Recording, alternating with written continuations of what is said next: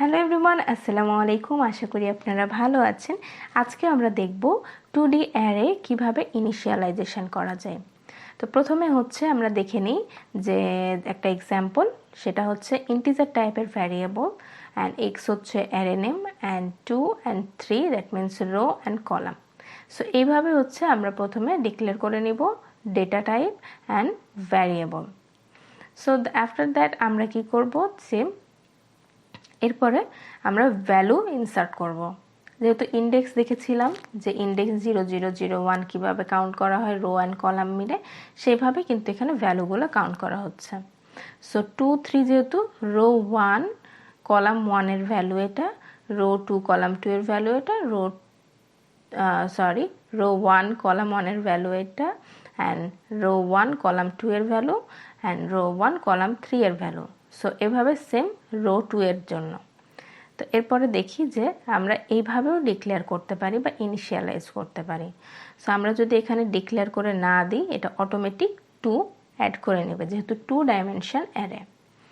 ওকে, so আমরা এভাবে initialise করতে পারি।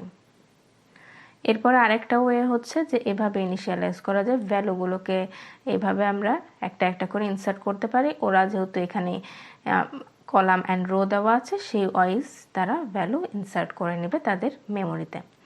তো তারপরে আমি জাস্ট এটা আপনাদেরকে টেবিলার ফর্মে দেখাচ্ছি, যেহেতু রো 2টা আর কলাম 3টা। তো এভাবে রো 3টা কলাম 4টা এভাবে নিয়েও কাজ করা যায়। এটা আপনারা বাসায় অবশ্যই প্র্যাকটিস করবেন বা ট্রাই করে দেখবেন।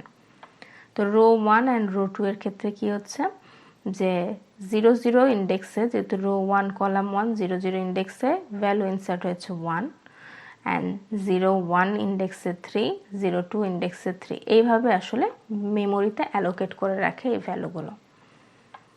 তো এটা আপনারা দেখে নেবেন। এরপরে আর একটা এক্সাম্পল দেখব।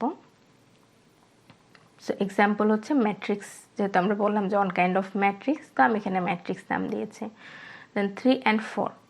সো যে এক্সাম্পলটা বললাম যে আপনার বাসায় ট্রাই করবেন সেটা 3 অ্যান্ড 4, 4 5, এভাবে আপনারা ম্যাট্রিক্স নিয়ে কাজ করতে পারেন। তো এভাবে ভ্যালু বাড়তে থাকবে আস্তে আস্তে, যতগুলো রো আর কলাম বাড়তে থাকবে ভ্যালুও ইনসার্ট হতে থাকবে বেশি বেশি। ওকে, সো এগুলো হচ্ছে চারটা করে, যেহেতু চারটা কলামে, আর row 1 row 2 row 3। Okay, just এই সেম ফরম্যাট।